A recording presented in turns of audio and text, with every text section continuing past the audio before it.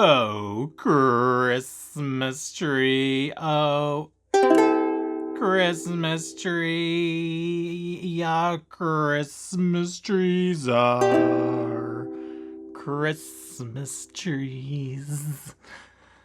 Oh, Christmas tree. Oh, hey.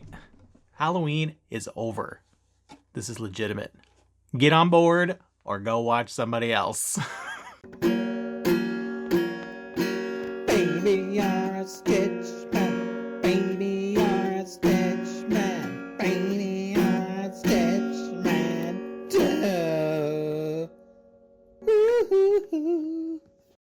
Good evening, Flosstube. Yes, we're doing another late night Flosstube Stitch Man After Dark edition. Not so depressing this time, though. I'm actually in a pretty good mood, so it'll be fine. All decked out for Christmas. Myself, anyway. I haven't decorated the room yet. I'll spare you that for just this one time. The next time I come back, if it's even just a week or two from now, this whole room is just going to be vomited up Christmas. So get ready for that. It's going to be great. I've already got stuff all piled up, all ready to be decorated. If only I could speak. Listen, you're going to have to cut me a little bit of slack here. Today is my birthday. And yes, I've had a few beers already. And yes, I'm going to have a few more during the course of this video. And what a treat that's going to be for you. What a treat. Because we all know how... What the hell? Oh, hi, Maple. It's Maple. We all know how much fun it is to be the sober person around a really drunk person. It's the most entertaining thing in the world, right? It's not annoying at all. At all. So this is going to be a real treat for you. I suppose for the one or two people out there that don't already know this, I harp about it every year. Just give a quick mention, just a quick, extra quick, super quick shout out. Yes, it's also Jacob's birthday. Yes, Jacob and I share a birthday. I know that's a bit of a curiosity. Maybe it's not. I find it a bit of a curiosity. Jacob and I share a birthday. Not the same year, though. I'm really, really, really young and he's super old. But November 2nd, blah, blah, blah, 19 something or other. My birthday, his birthday. If you want to wish him happy birthday, I would discourage it, but I wouldn't hold it against you. A couple of super important things that I need to clean up before we start talking about stitching things. During my my talk of E.T. in my last video, I realized as I was, editing it and rewatching it, that I left out the most important part of E.T. I didn't mention it. I didn't show it. This needs to be rectified. You know what I'm talking about. You already know what I'm talking about. Not only the greatest moment in the movie E.T., maybe the greatest line in the history of cinema. I'm going to show it to you now so that we can all appreciate it. Here you go. Maybe an elf or a leprechaun. It was nothing like that, penis breath! Elliot! Sit down. It was nothing like that, penis breath!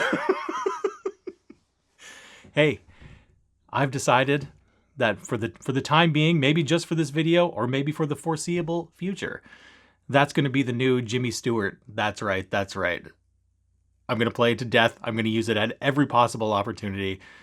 It's nothing like that, penis breath. And because I know that you're all super concerned, actually, genuinely, like a lot of you actually are super concerned about this based on your comments. Have I watched any of the Indiana Jones movies yet? No, I have not. I was going to. I still want to. I just haven't gotten around to it. I think I figured out why. Because what did I watch instead? I watch things while I stitch. I watched things that I've seen a million times before. I was going through the right there. I was ready to go. I was on the Steven Spielberg filmography. I was scrolling through Steven Spielberg movies. It's all ready to go. And what did I do? I watched Jurassic Park instead. Which, who hasn't seen Jurassic Park 75 times? I know I have. You're implying that a group composed entirely of female animals will breed? No, I'm simply saying that life finds a way. So these days, and the way that my life is structured right now, I guess I can't blame this on 42 years of not seeing Indiana Jones. Yeah, that's right. 42 years. Don't I look like a youthful, energetic 42-year-old? I can't blame 42 years of history of not watching Indiana Jones on this, but right now I can blame the fact that my time, when I have free time, I like to be stitching. And it's hard for me to watch something that I actually feel like I kind of have to pay attention to, like a new thing. I don't watch new things while I stitch. I want something that I'm already super familiar with, so I don't really have to pay attention to it. So if I'm going to watch a new movie that I've never seen before, I actually want to be watching it. But who the hell has time for that? I don't have time for that. The only way I feel like these days I'm going to sit down, put the stitching aside, and just watch a movie is if some gorgeous lady is cuddled up on the couch underneath my arm with me. So, what am I saying? Ladies, get over here. Hop onto the couch with me and let's watch Indiana Jones. All of you. There's room for everybody. It's actually only room for one, and she's already on the couch. Look, there she is right there. Hey, Maple. Maple, you want to watch Indiana Jones with me?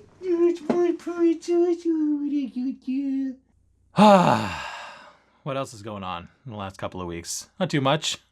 Thanks for asking, even though you didn't ask. I went to a market last weekend, a Halloween market. That went really well. Fun to be at. Everybody was dressed up and having a good time and selling weird shit. Had a lot of fun. Made a lot of money. What more can you ask for? It was great. Been selling a lot of fabric lately too. Thank you very much. This is the part where I toot my own horn. The part where I toot my own horn. That's the entire thing. Everybody seems to be responding positively to my slightly bigger, slightly thicker, slightly softer Ada that I've got in my shop now. Thank you. I love it too. I'm glad you love it.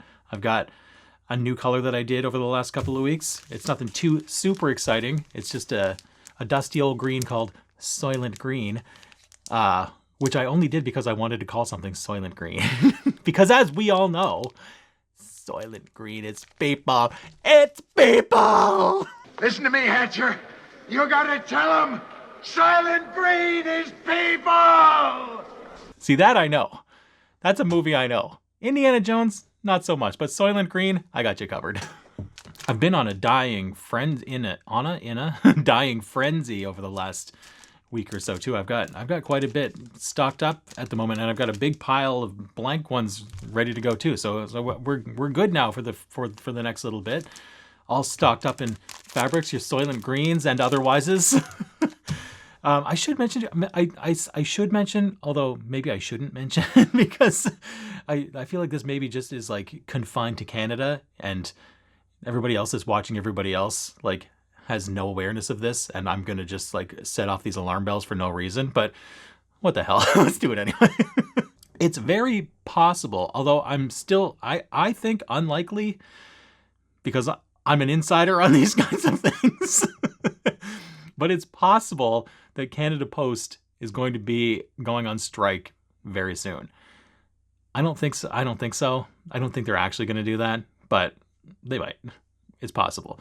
But if you are like aware of that and you're like, oh shit, Stitchman lives in Canada and I'm going to order stuff from him and he's not going to be able to get it to me, whatever, man. Like one of the reasons that I don't think they're going to go on strike is because it's just gonna remind everybody how unnecessary they are, because we've got lots of other things right here in my little city, which is not very big. We've got UPS, we've got FedEx, we've got Purelator, we've got carrier pigeons, we've got Kevin Costner on horseback, we've got a million different ways to get stuff to you. So I wouldn't be too alarmed about the possible looming Canada Post strike. I'll still be able to get your stuff to you. If anybody should be alarmed, it should be them, because we're all just going to go somewhere else, and that somewhere else is probably even better and cheaper.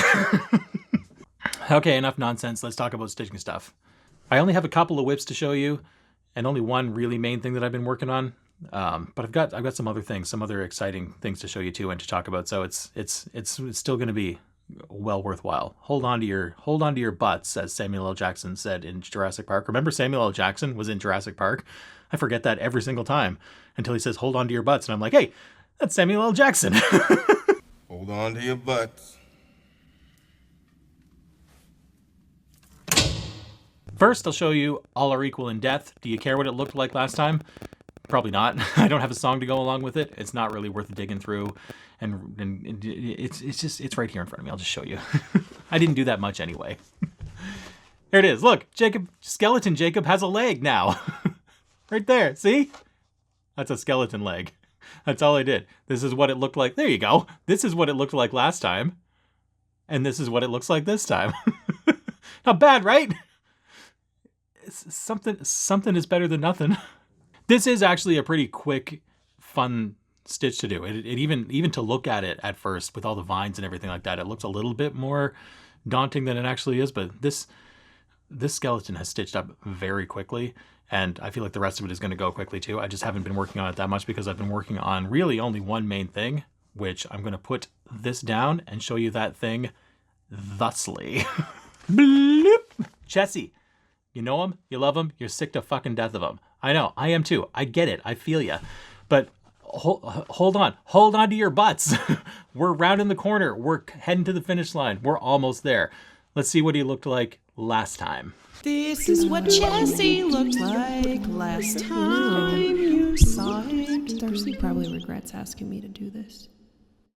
And now, let's see what he looks like this time. Whoop! Whoa! Look at that! Whoa, baby! That's a Chessie ass. Chessie butt. Hold on to your butts. Chessie butt. This is, except for this little tiny little blue speck here at the end of his tail, that is what you would call a completed Chessie. This last little bit here is just a tree branch, and then the whole thing is done. There's nothing, I don't have to take this. I mean, I do have to take it off because I'm like, you know, I'm a little bit too close to the edge there, but this is it. There's no more rolled up. There's no more hidden fees. There's no more surprises. This little backwards L thing here is all that's left. And I feel like, not that I want to make any bold predictions that I'm not going to follow through on, but I feel like I can finish this this month, in the month of November. What? What? It was nothing like that, penis breath! I'm going to be both excited to be finished it, and sad to see it go. I don't know what I'm going to do when I don't have like Chessie on the back of my mind or to be able to pick up and work on anymore. I've had this for 4 years now. It's a long time. 4 years, and you've been with me every step of the way. Well, some of you have. Some of you tuned out long ago, but the ones that are still here. And I know that I said that, I don't even know if you would remember that I said this, but that when I get to the end, down around here, I'm going to finish this, I'm going to come up here, and I'm going to come down here. When I get down around here, that I am thinking about maybe hopping on YouTube, going live, and finishing him live with whoever wants to tune in and finish him with me right then and there. I said I was going to do that, and I may still do that if I work up the nerve to do it. But as it's getting closer, and I can see this is the live stream right here. It's not just like down in the future. It's right in front of my face. I'm getting a little nervous about it. I'm not really a live kind of a person. I'm more of a sit in the room by myself and very carefully edit kind of a person. It doesn't look carefully edited, but trust me, it actually is. So I don't know about this live thing, but maybe if anybody even really cares or is interested in that, it might be a good way to sort of like cap off 4 years of Chessie, finish him with me, but I don't know. It makes me nervous. Okay, some other exciting things that are going on stitching wise. The Jacob 2025 Sal. I'm pretty settled on doing it on my red fabric. Not this specific piece of red fabric, a much bigger one, but this color red. Most of you seem to agree that would be good. Although we couldn't come to an agreement on what floss I should be using. A toss up between white or gold. But I don't know. I've had white in my head for like, you know, it's hard once I get an image in my mind. It's hard to shake it. So I think I haven't actually seen it in person. I'm gonna take a chance on it. There's a Roxy floss called Betty White. What a delightful name. So I think I'm going to mainly do it in Betty White Roxy floss. I may do the birds themselves in a slightly different color. Maybe that'll be a gold or a yellow or something like that. I don't know, but mainly it's going to be red with Betty White floss, and probably won't actually start it until 2025, but what's wrong with that? It's a 25 stitch along. I feel like I'm ahead already, even though I haven't started. Another thing I did a little thing that led in to a much bigger thing, and it's an exciting journey to go on. Will you take this journey with me? So I had this little cat on a moon here that I bring to the market with me as like, I put it in my sort of like, you know, my pile of smaller things. Is sort of like, this is one of the ones that entices people who are sort of on the fence about cross stitching to like, oh, come on, give it a try. You can do this in a day or two. Come on. And it usually works. So this is the one that I sell a lot of these to people that are sort of like, yeah, okay, I'll try something, and if I like it, I'll come back for something bigger. They get this a lot. But there are things about it that, even though it's just a quick little throwaway one, I kind of have always wished that the gray that I did it on was a little bit darker, and even like, I feel like carting it around with me and being under the lights and being out in the sunlight, like I was at an outdoor markets and I've been all over the place.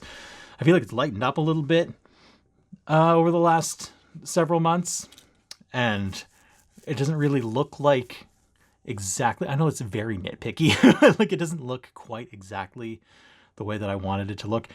And the other thing was, I forgot to give the cat whiskers. That's not a huge deal and nobody has mentioned it, but it bothers me every time I look at it. I forgot to give that cat whiskers. So I know I could just dismantle it and like, I could just sort of fix it, but like, it was all done up, and like, it's just like, you know what I mean? I've got so many other things to be doing. Do I really want to be dicking around with nitpicky things on stuff that's already done and nobody's complaining about except me? Do I want to do that? Yes. Yes, I do. So I haven't been doing that, even though it's been bothering me. But at the market that I was at last weekend, somebody wanted to buy this, like buy the finished stitched up thing, which normally I would just flat out say no to, and I do flat out say no to. I'm not doing that. But it seemed like a good opportunity to squeeze a couple of extra bucks out of somebody and force me to have to redo it. If I don't even have it anymore, and it's one of the ones that I actually need to have, and I've gotten rid of it, then that means I have to redo it, right? And when I redo it, I'll redo it the way I wanted to do, right? Perfect. So that's what I did. Go ahead, take it away, get it out of my life, and I'm gonna redo it. And I redid it. And here's what the little kitty looks like redone. Now, it doesn't really look all that different, right? Like, the only one that would probably think that this was worth the effort is me. It's a very similar fabric, but it's a much more pronounced, like, it kind of looks like a more, what's the word I'm looking for? Not like, it's like an ominous, like it's a little bit more ominous with the like this. It's got more of this. And whiskers. I wanted whiskers. So I feel like it was worth the effort, because honestly, this is a really quick. You can do this almost in one sitting without even getting up to take a shit. Who's taking a shit that often? It was nothing like that, penis breath! So doing this somehow, and now that I'm sitting here holding it and thinking about it, I'm like, these two things are not really all that connected. So I'm not sure how this led to the next thing, but somehow it did. Anyway, that led me to somehow I got the craziest thing. The craziest thing occurred to me, which is not crazy at all and didn't really occur to me because many of you have told me to do this before and I just don't do it. But I'm going to pretend that it's a crazy thing that occurred to me, even though I'm pretty sure it's a normal thing that occurs to everybody. Here we go. So I've got a bag full of rolled up finishes that I've finished over the years, and like, how sad that they're just rolled up, just sitting there, not being displayed. And I have, my chin's itchy. I have, over the last several months, I've revisited them a couple of times because now I feel like I'm comfortable enough framing my own stuff that I can make them look decent. So like, good, now I know how to frame stuff, now I can get them on the wall. But then I pull them out and look at them and I realize that they were done before I became this professional fabric dyer that like he dyes things to make like all the pretty little malted what you know what I mean. Fuck off. Anyway, I love my finishes. Don't get me wrong. Grow up. Grow up. But some of them are. I love my finishes. Some of them are a little bit too... I'm 9 years old. Some of them are... See, I told you how much fun it is to be the sober person with a drunk person. You're having the most fun right now, aren't you? Some of them are a little bit too plain for my liking now, and the way that the sophisticated fancy taste that I have now. Some of them I'm kind of like looked at with a little bit of like, yeah, I mean, they still should be framed and up on the wall, but had I known then what I know now, I would have done them a little bit differently on like a little bit even nicer fabric. So like Spirits of the Dead, for example, that one popped into my mind. Spirits of the Dead. Here, I'm going to get out of the way here. I'm going to show you young Stitchman here from a couple of years ago. Look, there he is right there, holding up proudly his finished Spirits of the Dead. And there's nothing wrong with it. It looks good. It's good. It's just that particular piece of fabric that I stitched it on is just a little bit too plain. I don't even mind the color of it as like a base color, but like it just needs a little bit more something. And do I really want to restitch the entire thing just for that extra little something? Oh my God. Wasn't really keen on the idea of restitching the entire thing. Now, the thing that occurred to me, which didn't really occur to me because I know that you're all going to be out there shouting at me, we've told you to do this. I know you've told me to do it, and I just have been afraid to do it because it sounds just it sounds so outlandish to me, the idea of doing this, that I just could not wrap my mind around how that could even possibly be a thing to do. That instead of restitching it, I'll just re-dye it. The finished thing. I'm not going to dye a piece of fabric. I'm going to dye my finish. Oh my God. Well, what do you know? I took a chance with Spirits of the Dead. And I thought, if I ruin it, I'll restitch it. It was fun to do. I want it up on the wall and I want it on something a little bit better anyway. I'll take my chances doing this, dyeing it right over top of the finished stitch. And if I ruin it, and I'll redo it. Because I don't really, let's look at it again. I didn't want to change it all that dramatically. I like that color as like the main color. I just wanted it sort of like splashed with a little bit of extra darkness, just to give it a little bit of a dusty something. One of these, you know, when it bleep, bleep, it needed a little bit of that. So I did it. I rolled it up and I scrunched it up and I soaked it and I dyed it and I rinsed it and I wringed it out and I framed it. And here's what it looks like all done. Whoa, baby, look at that. Woo-hoo-hoo. And I know that a lot of you might actually be thinking that doesn't really look all that different than it looked before. No, it doesn't. But to me, it's different enough that it looks more exactly what I wanted it to look like. This, like, these shadowy parts right here. Like, it was all just sort of like solidly kind of like light or tan. And now it's got some splattery shadows to it, which I think gives it that extra little oomph that it needed to now be up on the wall. What do you think? It worked. I didn't ruin it.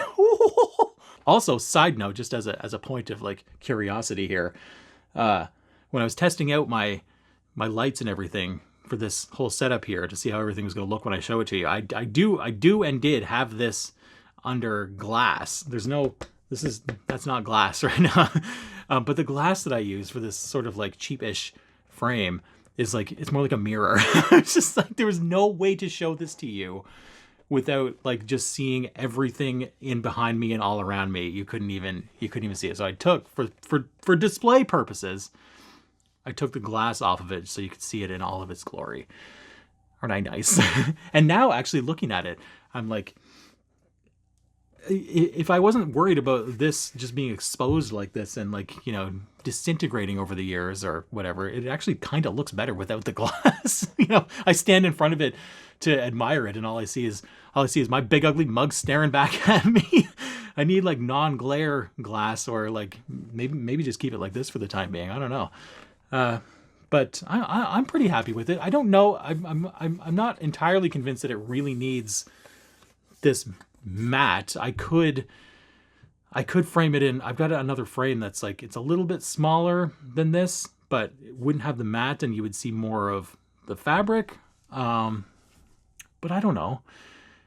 I don't know.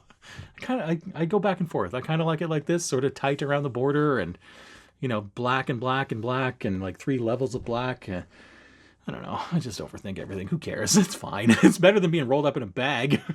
Isn't that right, Jimmy Stewart? It's better than being rolled up in a bag. It was nothing like that, penis breath. And that turned out so well. I was so happy with it that I started digging through the bag to see what else was in there. What else can I ruin? And I came across this one, which has been rolled up in the bag for a couple of years now. This Deck the Halls stitch along that I did a few years ago for Christmas. And then I liked it. I liked doing it. I like it. And then I just never bothered with it. It's been sitting in my bag of finishes for a couple of years now. And like, I'm still, you know, plain old white fabric. Like, what was I thinking? Come on. What the hell was I thinking? I'm not gonna take the effort to like frame and hang it. Well, maybe I would. I don't know. It's fine. But anyway, I thought of all the things in the bag that I might like want to play with, I whipped out Deck the Halls, and I kind of did ruin it, but maybe not. Let's see what you think. No, I didn't ruin it. I think I like it, but it's a little dramatic. It went from white to tangled up in blue, and yeah, it looks good. I like it. I kind of like some of the brighter reds got a little bit washed out with the dye that I dyed over them, and this snowman turned completely blue. You can't even see him anymore.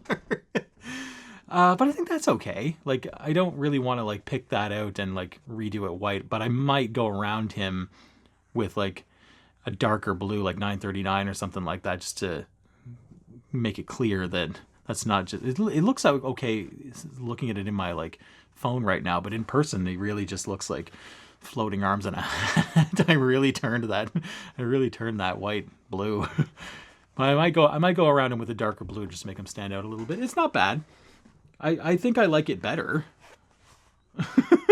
Are you gonna you just pretend you like it better just because like the alternative is throwing it in the garbage? I guess. No, I like it. It's just like, you know, I dulled a little bit of the colors a little bit. But if you didn't know that it wasn't supposed to be like that, then I don't think that it's noteworthy enough that anybody would come in and see it and be like, why is it like that? You wouldn't know it's not supposed to be like that if I wasn't telling you. Okay, one more fun thing that we're going to do before we go today. Remember when I used to do this segment called Ask Me Anything, where people just ask me questions and then I would answer them? Remember? Remember back in the old days? Let's do that again. We're going to do that right now. It was nothing like that, penis breath. Okay, these are both kind of semi-related to like tutorials that I've been talking about doing and then like not doing. One comment from Heather Jones that she's commented on 2 different videos now asking if I could do, instead of a dyeing tutorial, a framing tutorial. That I might actually be willing to do, because what do I care? I don't sell framing. I'm not a framer. And I'm not even really that good at it. The only reason I would even hesitate about doing that is because you're going to see what a fucking amateur I am. But the end result is pretty good. So if you want to be just like, if you just want your stuff not to be in a drawer and you want it up on your wall in a way that looks decent, I think I can help. Yeah, I would do it today, except I don't really have anything right now. I've got some Christmas markets coming up, and I'm gonna have to get a frame to frame this in the near future. So when I do that, maybe I'll turn on the old camera and show you the the way that I duct tape it together, like in the most ridiculous way possible. But it works. It works well enough that, like, look, there's no. I did it to this. I don't see any like wrinkles or like, you know, it's relatively centered. It's good. It's good enough that, like, I'm not gonna. I'd rather do this myself than pay somebody $150 to do it, right? If that's what you're looking for, I think I can help you. Not this time, but someday. Second was more directly related to the fabric dyeing tutorial helpfulness that I've been talking about doing and then talking about not doing. Comment from Heidi Snow. I don't know if she's actually asking because she actually wants to know this stuff, or if it was just like an example of, like, you know, instead of showing your whole process, here's a general thing that maybe you could help somebody with. So it might have just been giving a suggested question, or maybe she really wants to know. I don't know, but it's holy fuck. She says, do you have a tip? Oh my God. How old are we? 42 years old? Do you have a tip to keep the dye from bleeding if you wash your project when it's complete? Okay. Or another secondary question, maybe you could share the name of a YouTuber that you watched to help you get started. That I can do. I can definitely do that. I almost knocked my camera over. So I watched a few things. I actually didn't, to be honest, I didn't watch that much stuff before I just sort of like let myself loose and to figure it out on my own. But the one that was the most helpful in at least getting started, like I don't do exactly what I kind of just like, I kind of took bits and pieces of everything that I was seeing, tried different things, and then come up with my own way. Like I don't, you know what I mean? I do my own thing. I'm my own Stitch man. But in the beginning, the one that was the most helpful to sort of like, if you've never done it before, or you're a little bit like amateurish or whatever, and you want a helpful tutorial about using liquid Rit dye, Kathleen from Stitchuation Normal was the one that was like my one go-to when I first got started.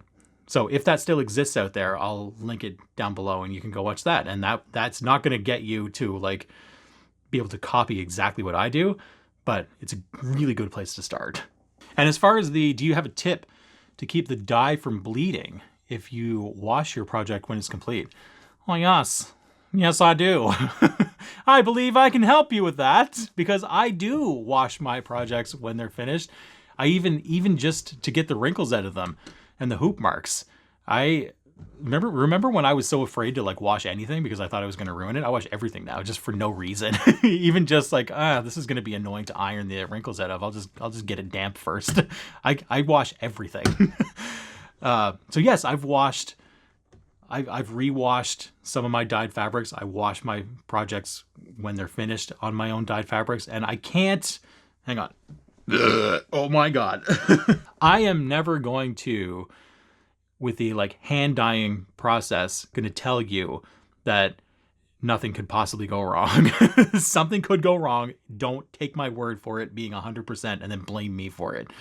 But so far, with all the things that I've washed and dyed, I've never had a problem with anything running or rubbing off on my hands or anything like that. So I must be doing something right, don't you think? I must kinda, sorta, a little tiny bit know what I'm doing. Do I get credit for anything? Even just that little bit? So here's what we're gonna do. This is gonna be fun, especially like, you know, 6 beers deep. This is gonna be a lot of fun.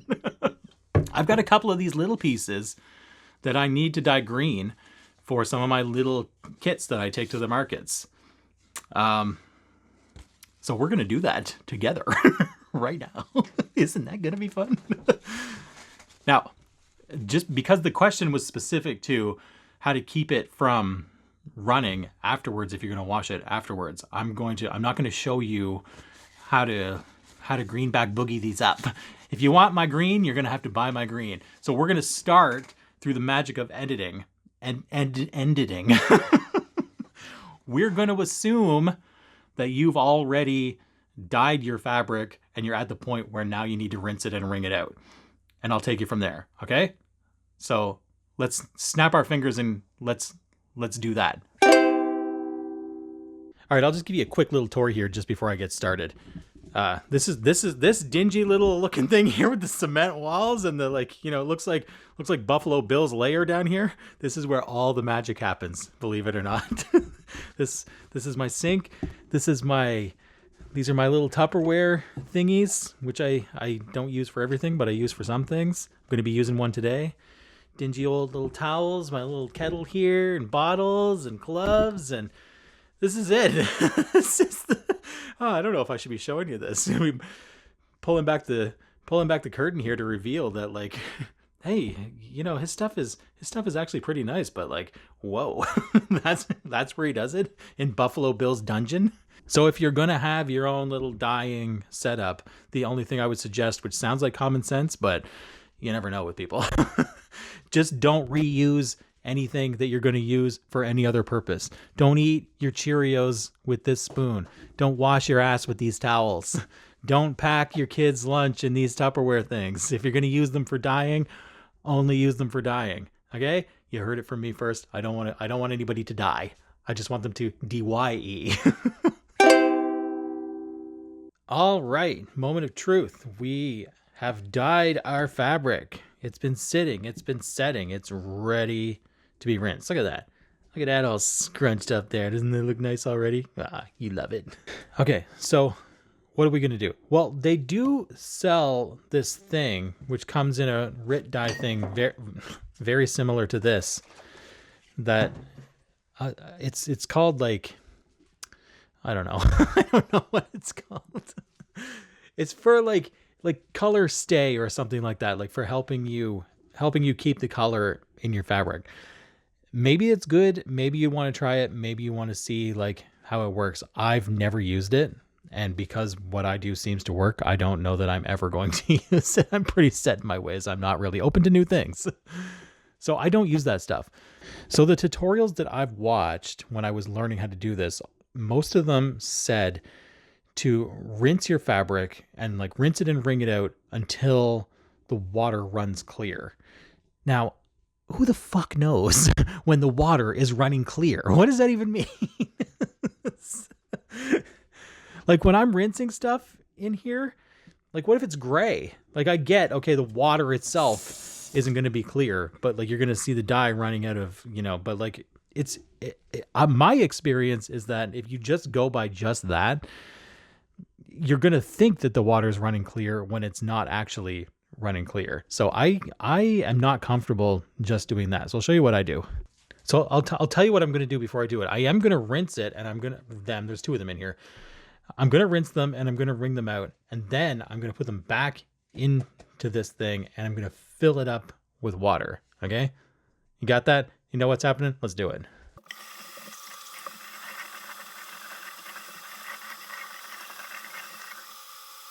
Okay, so I've rinsed it, I wringed it out, and now it's like it's soaking underwater.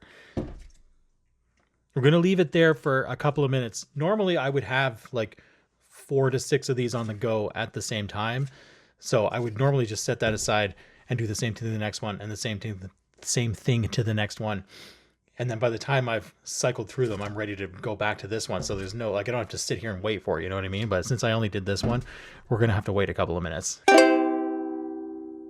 Okay, I'm going to rinse them again. I'm going to take these out of the water, and I'm going to guess, based on experience, I'm going to guess that when I take these out of the water, that this water is still going to be pretty green. Let's take a look.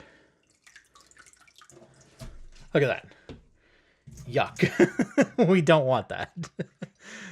So I'm gonna repeat that same process probably I don't know, 2 or 3 more. Each time I do it, this water should get less and less green to the point where it's not green whatsoever. So I'm going to do that again, probably like, I'm going to cycle through like that. Let's say 3 more times. All right.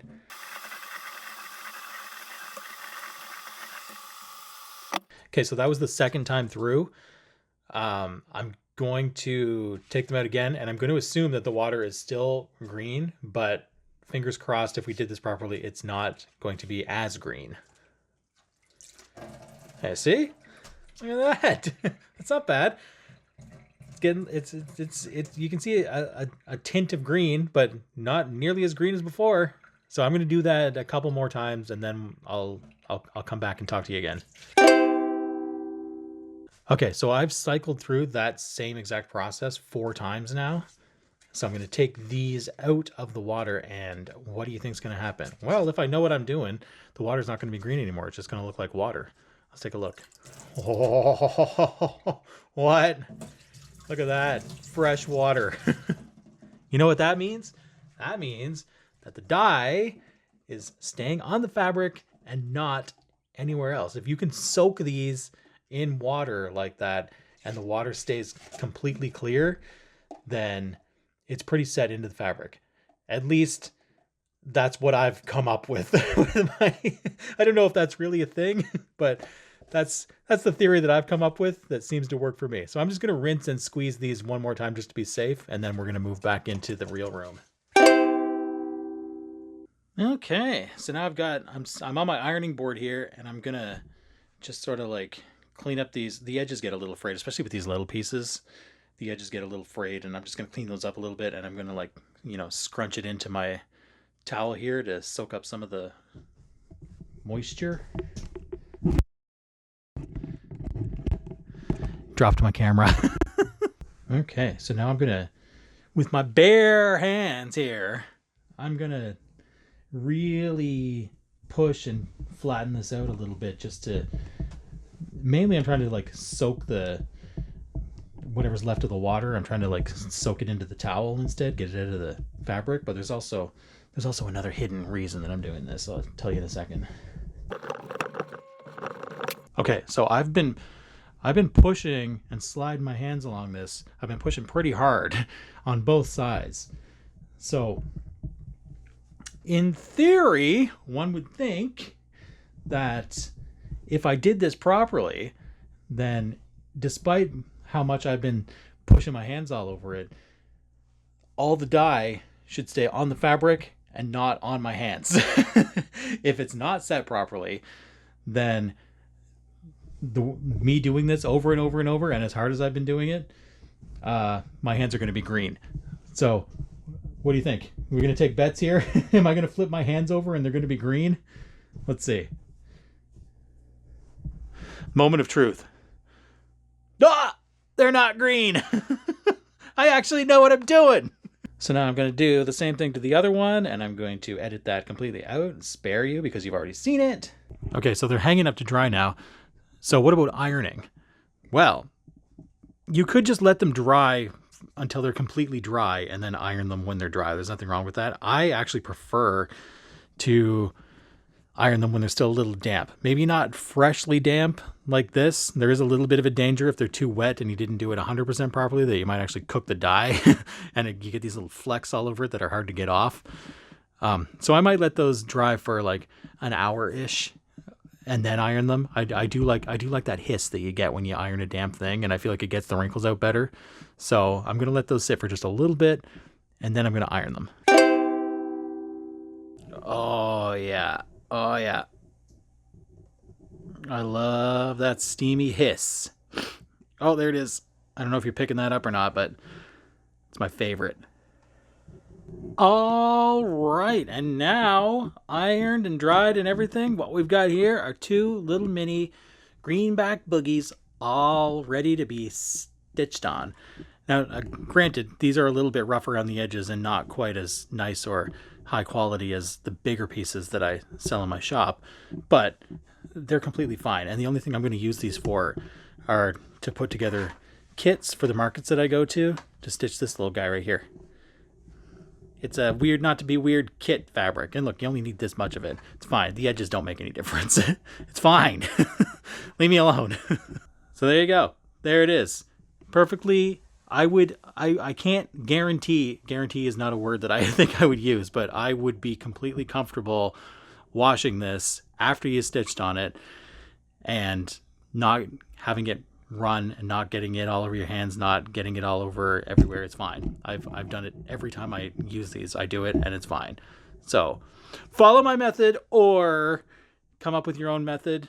I'm not telling you what to do. I'm just telling you what I do, and it works. So there you have it.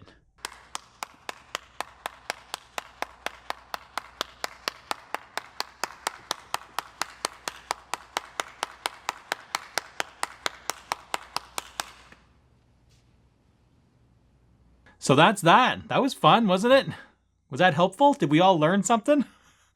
Sure we did. So that's it. I think that's as close to a fabric dyeing tutorial that you're ever going to get out of me. So soak it up, watch it again, watch it 1,000 times, go figure it out for yourself. Let's close up the old Ask Me Anything for another year. It was nothing like that, penis breath! So that's it. I think that's it. Another fun, successful video, I would say, if I do say so myself. Wouldn't you say? Next time you see me, I sincerely hope that my entire background is just an explosion of Christmas. I might be wearing a different Christmas outfit, but I will be wearing a Christmas outfit. Give you something to look forward to. I hope you're wearing one too, because Halloween's over and now it's Christmas, and that's just the way it works. So that's it. Anybody that I talked about, you can find them, click on them, subscribe to them down below. There's a link to my shop down below. You can buy my stuff. There's a couch behind me. You want to come snuggle me and watch Indiana Jones with me? Come on, girls, let's go. I shall see you again, maybe in about 2 weeks. Although in those 2 weeks, if I'm really, really, really close to finishing Chessie, which I might be, then maybe I'll just wait until he's finished before I come back again. We'll see. See how it goes. Until then, whenever that is, you know what's coming. You know. It was nothing